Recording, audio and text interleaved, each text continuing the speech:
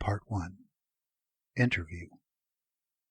Alex scanned the job classifieds on Craigslist, his ears still burning in anger from the argument he had just had with his mother about how he ought to be going to college instead of lazing around the house.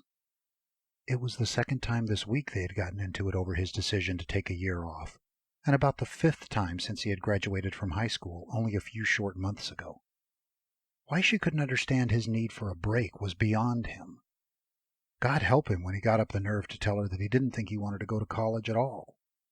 Alex was a bad student with poor grades, and he hated school. All he could think about his entire senior year was graduating so he could have some time off. Now that dream had been dashed by his mother's constant nagging.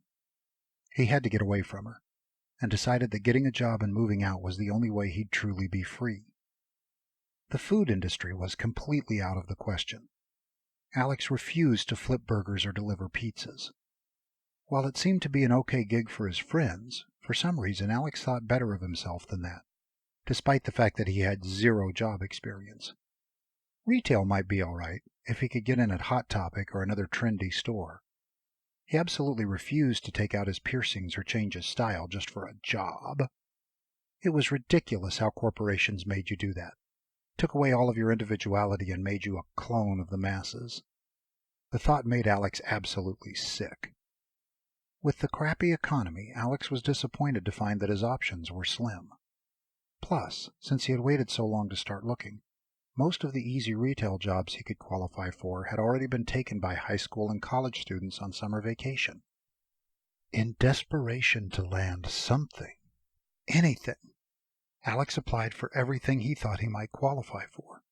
He would sort through whether or not he actually wanted the job if they called him for an interview. Alex was surprised to see a couple of really seedy-looking jobs posted. Jobs for male models and whatnot. What the hell? He shrugged as he sent them his information. Many of them asked for his picture, so he took out all his piercings, brushed his hair flat and as professional-looking as possible, and snapped a shot with his phone, giving them his most charming smile.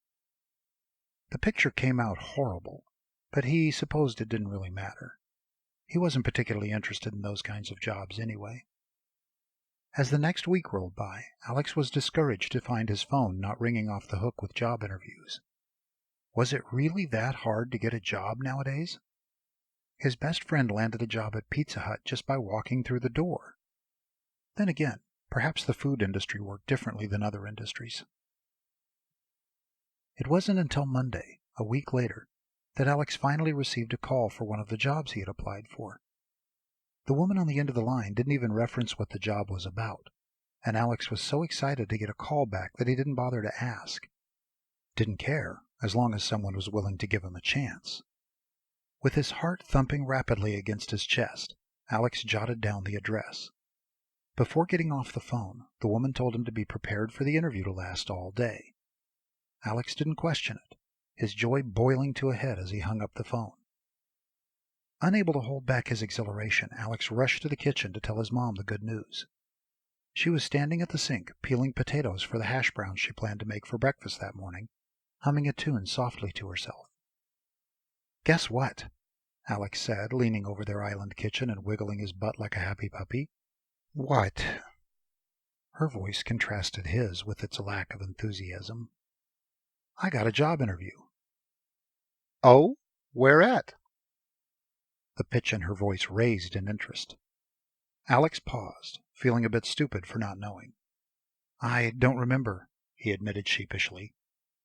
"Well, that should look good to the employer, not knowing anything about their company," she huffed sarcastically. All happiness drained from Alex, and now he stood frigid, his muscles tightening under the stress he typically felt before they got into a fight. "Can't you be happy for me?" "I am happy for you." The lie was apparent in her voice. Not wanting to bother calling her out on her dishonesty, Alex resigned himself to his room to mull over his anger. It was no wonder that Alex's father had asked for a divorce 5 years ago. His mother was a miserable woman.